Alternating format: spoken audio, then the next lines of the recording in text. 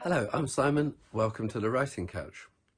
Today I'm going to be talking to you about the practice of writing.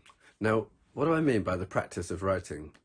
I mean a practice as a definable, conscious, deliberate effort to write.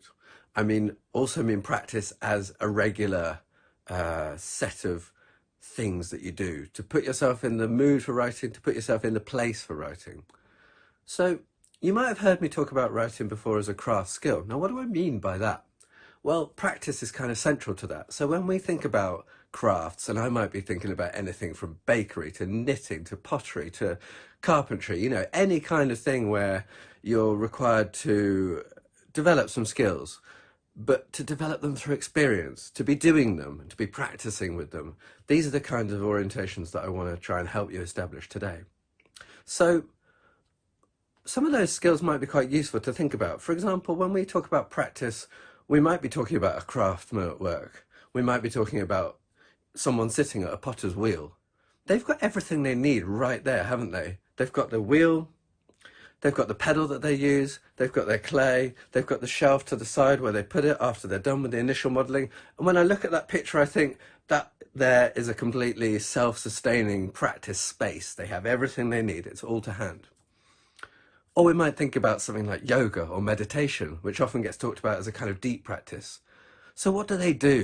They sit and they breathe and they get themselves prepared for practice. It's about getting themselves in a particular mindset, and they go through the same motions each time.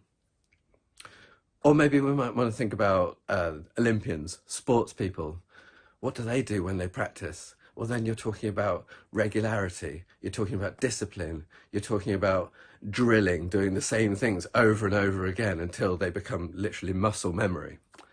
So these are the kind of things that I want you to think about with your own writing, so that when somebody asks you, what does your writing practice look like? You don't go, what does writing practice mean? You think, well, these are the places and the tools and the techniques and the rhythms and the regularities that I've put in place to help me write, to establish a practice of writing. So the fundamental thing with any practice is time. And this is also possibly the most challenging thing when we're thinking about writing, is we have to fit it in amongst all our other things. So one of the best things to do to start with is to sit down and make a list of all the things that you need to do that are getting in the way of writing. What keeps you from writing? What do you have to move in order to potentially make time and space for writing? So once you've got a good sense of what is keeping you from writing, then you're in a really good position to start thinking about, well, what can I move around? Can I make a bit of room here? Even if it's only 30 minutes. That is the one thing that I want you to take away from today. I need to clear 30 minutes of a day, maybe just one day a week to start with. If that's all you can manage, then so be it. Next time, I'm going to talk about what we then do to fill that time. What are the purposes, the activities, the places, the spaces that we need to think about in order to fill that time as best we can? And if you don't want to miss that, then please subscribe to my channel.